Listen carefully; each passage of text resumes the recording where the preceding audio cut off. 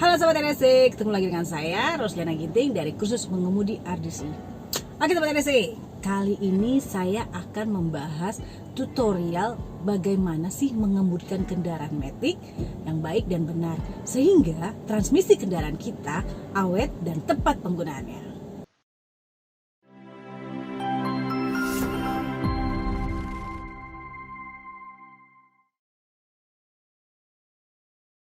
Sobat RSC, banyak sekali yang menganggap bahwa mengemudikan mobil matic mah tuh mudah gitu kan.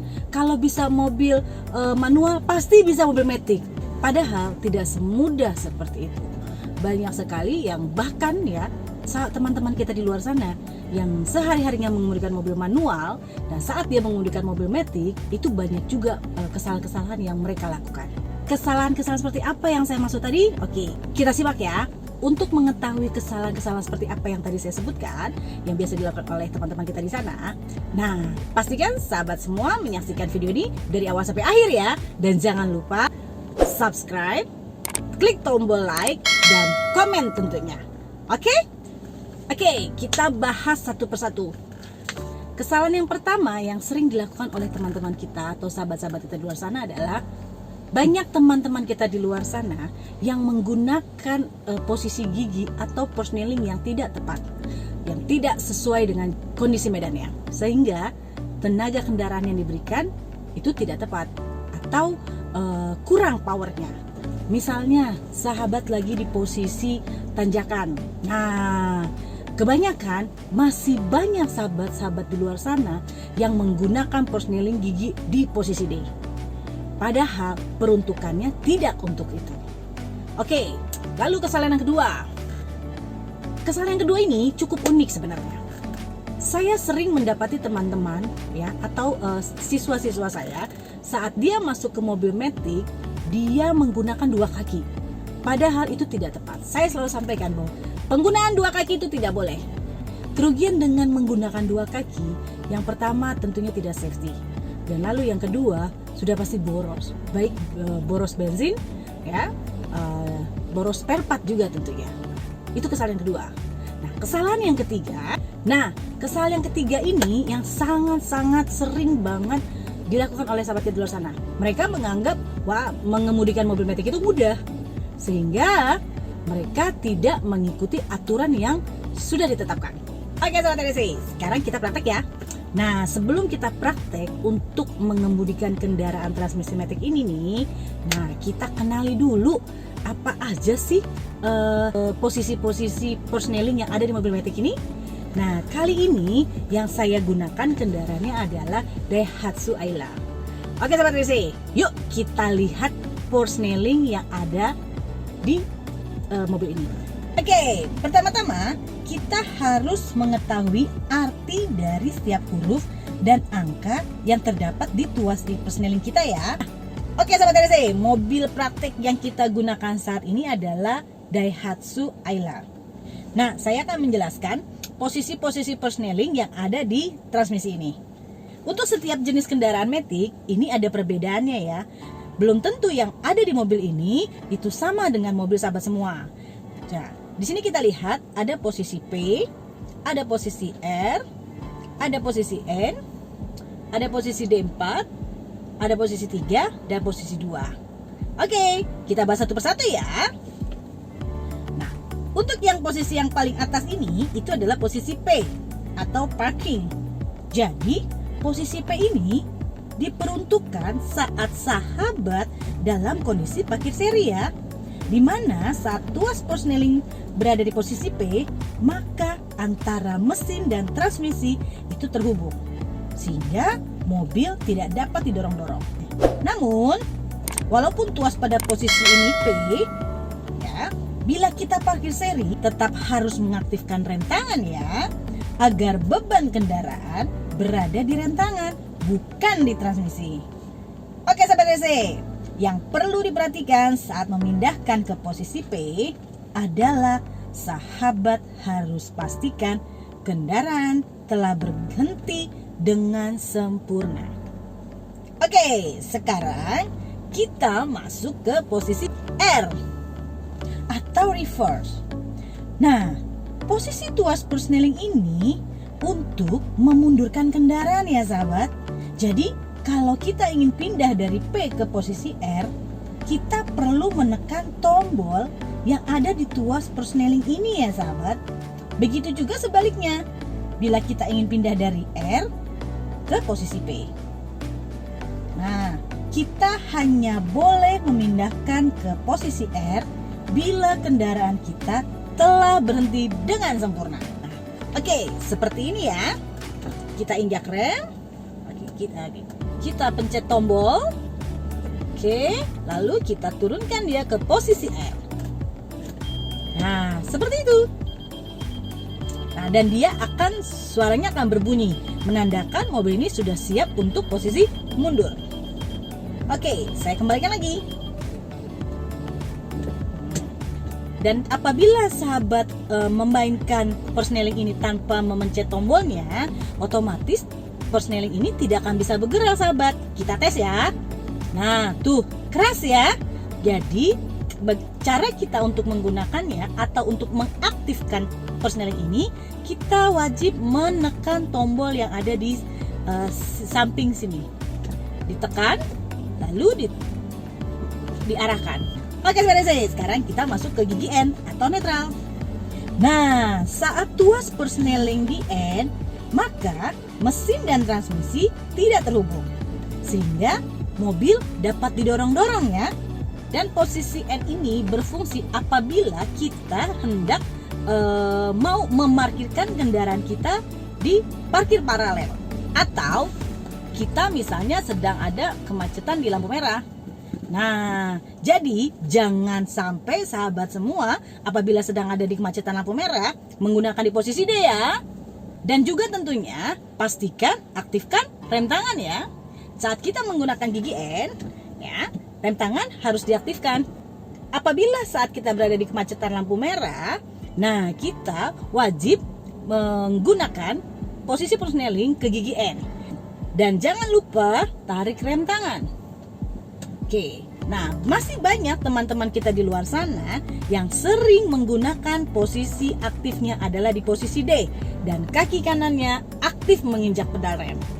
Jangan dilakukan ya, kecuali lampu merahnya berada di bawah 5 detik. Nah, selanjutnya kita masuk ke posisi drive atau D4. Posisi persneling ini hanya berfungsi apabila kita mau menjalankan kendaraan nih ya, dan otomatis pastikan rem tangan diturunkan. Nah, caranya setelah rem tangan diturunkan, kita tinggal melepaskan kaki kita yang ada di pedal rem, maka kendaraan akan melaju secara perlahan. Nah, selanjutnya kita akan masuk ke posisi 3. Nah, posisi 3 ini hanya dapat kita gunakan apabila kita berada di jalan yang cukup menanjak dan kecepatannya rata-rata di kecepatan maksimal 40 km per jam ya. Nah, dan yang terakhir adalah di posisi 2. Posisi 2 atau gigi 2 ini wajib kita gunakan apabila kendaraan kita sedang berada di tanjakan yang sangat terjal. Jadi, sahabat EDC wajib gunakan gigi 2. Jangan gunakan gigi 3 apalagi D ya.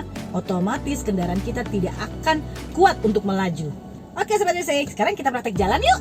Nah, caranya gimana? Caranya yang pertama, injakkan pedal rem dengan menggunakan kaki kanan. Oke, lalu yang kedua, kita pencet tombol yang ada di persneling ini untuk memindahkan posisinya dari P ke posisi N dulu. Oke. Nah, lalu kita turunkan rem tangan ya. Oke, lalu berikutnya saya arahkan persneling ini ke posisi D karena kita mau jalan. Oke. Nah, berikutnya saya kasih sign karena saya mau belok ke kanan, maka saya kasih sign kanan. Oke, lalu saya pastikan dulu sekeliling saya, memastikan kondisinya cukup aman. Setelah saya memastikan kondisi sekitar saya aman, baru saya menjalankan kendaraan ini. Caranya, kaki kanan saya melepaskan pedal secara perlahan-lahan. Nah, tuh, jalan kan? Nah, tanpa menggunakan gas ya. Oke. Oke, sambil saya nengok kanan kiri. Iya. Oke. Nah, itu sahabat TDC, saya tidak perlu menggunakan gas dan mobil ini sudah melaju. Kalau kita membutuhkan power dari kendaraan ini, baru kaki kanan kita menginjak pedal gas. Tapi sesuai keperluan ya. Oke. Nah, sekarang saya mau masuk ke area jalan umum. Oke, saya memastikan posisi kanan kiri saya aman. Oke. Lalu saya tambahkan gas. Iya. Oke. Nah, sekarang kita akan mencoba mencari tanjakan ya, biar kita bisa menggunakan posisi gigi 3 atau 2. Oke, karena jalanannya menurun, maka kaki kanan saya menginjakan pedal rem. Oke, sahabat TDC. Nah, ini dia kita temukan turunannya. Saya injak pedal rem secara perlahan, iya, biar melajunya pelan, ya, dan mengantisipasi bahaya tentunya. Oke. Nah, kita akan putar balik, maka saya kasih sign kanan. Saya pastikan lihat dari spion tengah, dan spion kiri, dan spion kanan. Apabila sudah aman, baru saya putarkan setirnya. Oke. Iya. Oke, sahabat TDC.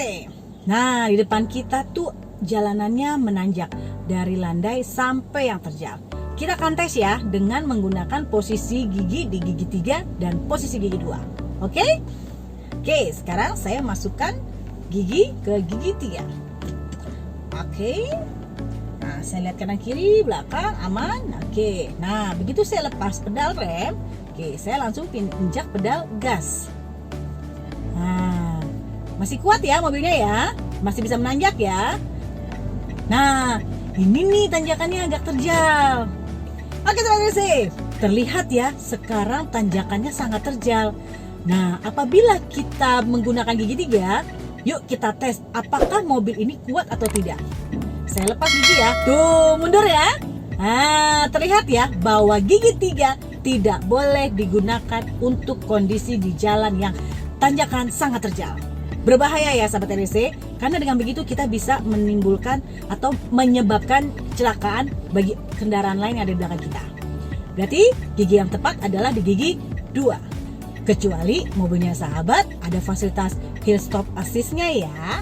Dengan fasilitas tersebut, mobil sahabat TDC tidak perlu ragu, dia tidak akan mengalami mundur saat kita mau saat kaki kanan kita lepas dari pedal rem ke pedal gas.